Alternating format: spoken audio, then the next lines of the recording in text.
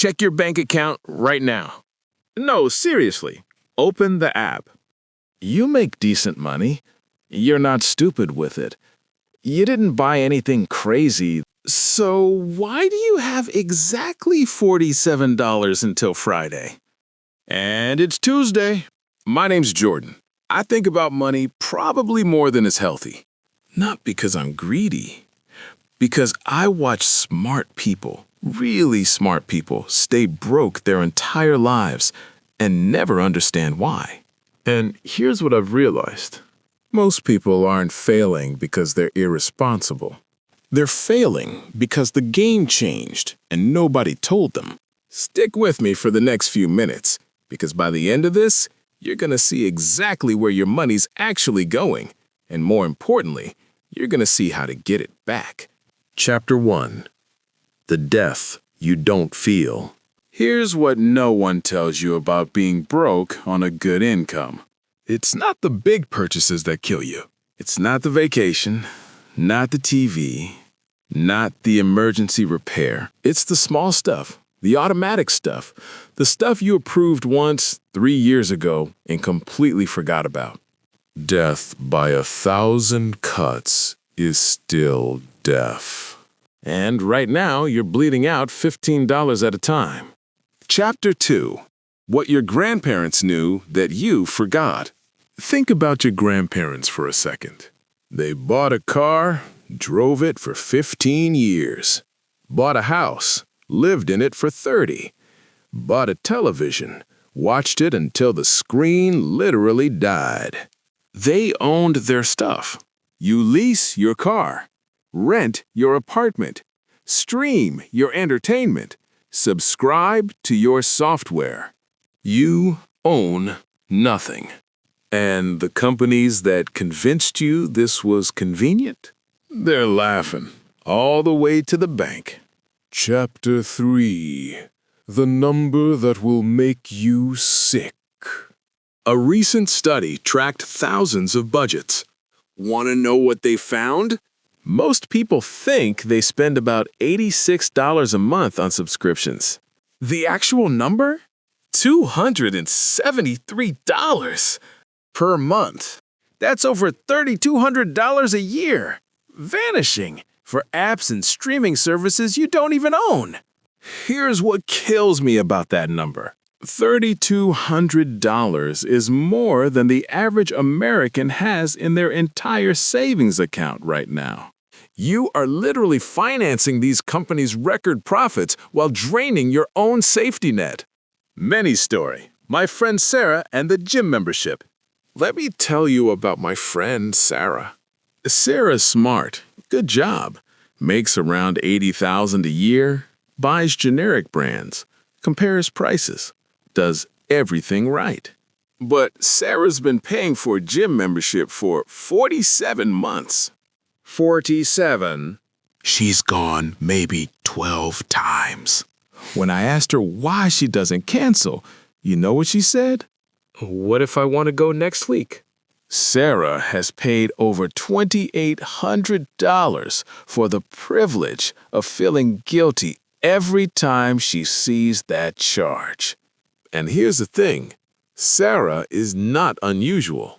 The gym industry's entire business model is built on people who pay but don't show up.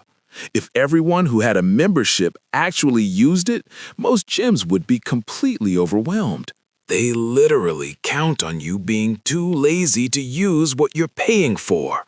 I changed Sarah's name, obviously, but there are 1,000 Sarahs watching this right now. Maybe you're one of them.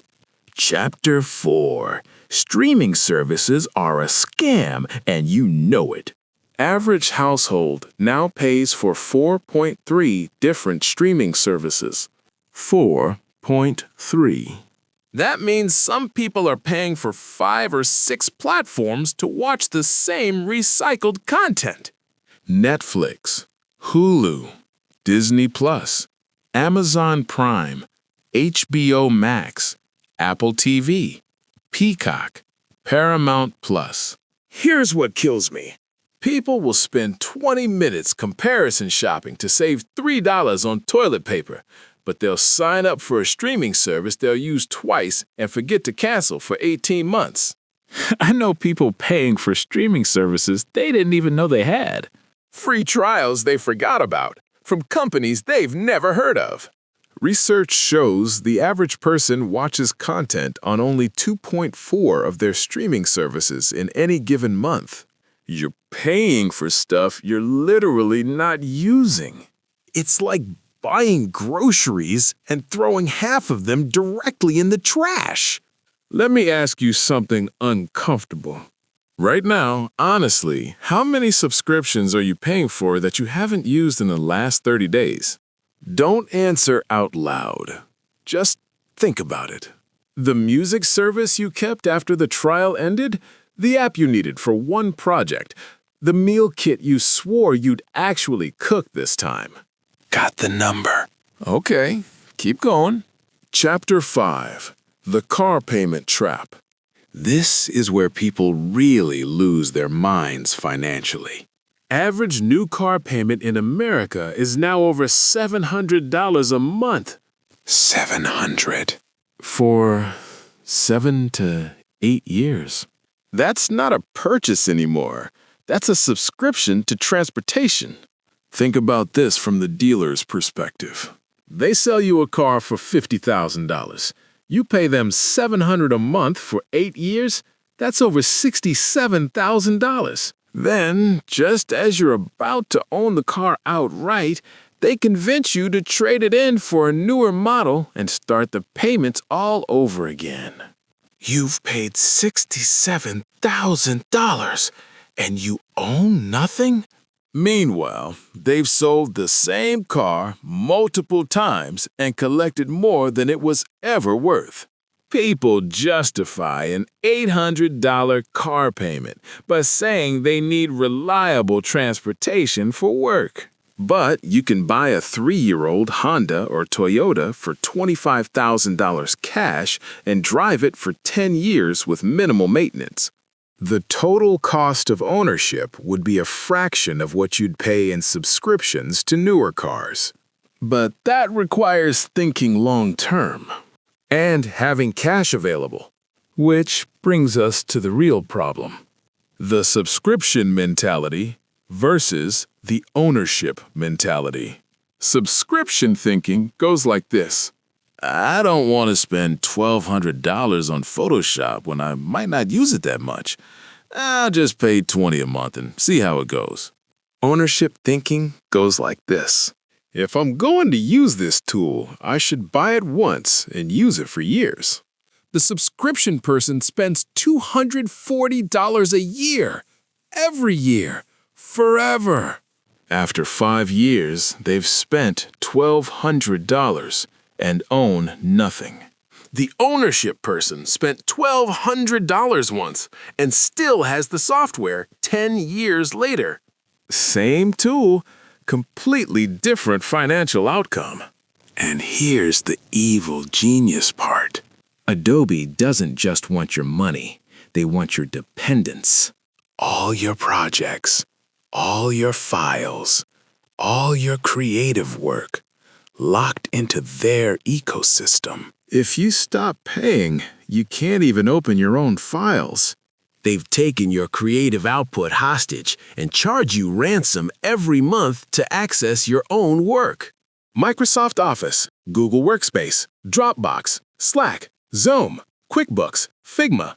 Everything is a subscription now. I know small business owners paying over $500 a month just for software subscriptions, $6,000 a year for tools they used to own. The phone plan you never questioned. Average American household spends $144 a month on wireless service. That's nearly $1,800 a year to make phone calls and scroll through social media. Your parents had a landline that cost $30 a month and made it work just fine. People will fight tooth and nail to save $20 on their grocery bill, but they'll pay $200 a month for a phone plan without questioning it. Clip coupons for hours to save $50 on laundry detergent. upgrade to unlimited premium data they'll never use. Your free iPhone costs $1,200, spread across 24 months at $50 a month on top of your service plan. You're not getting a free phone. You're getting a $50 a month phone subscription disguised as a deal.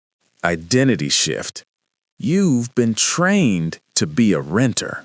Here's where this gets really dark. We've created a generation of people who don't know how to own things anymore. They don't know how to maintain a car they own outright. Don't know how to buy software once and use it for years. Don't know how to buy a house and live in it for decades without constantly upgrading. Ownership requires responsibility, maintenance, long-term thinking. Subscriptions require none of that. You just pay the monthly fee and someone else handles everything. But that convenience comes at a massive cost. Not just the money, the life skills, the equity building, the financial independence that comes with actually owning your stuff. The subscription economy has turned us into permanent renters of our own lives. We rent our transportation, rent our entertainment, rent our software, rent our living space, and wonder why we can't build wealth. You can't build wealth when everything you use is someone else's asset that you're paying to access.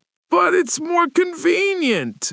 I hear you. You're thinking, Jordan, I don't want to maintain a car. I don't want to buy software outright. I like the convenience. I get it. But here's what you need to understand.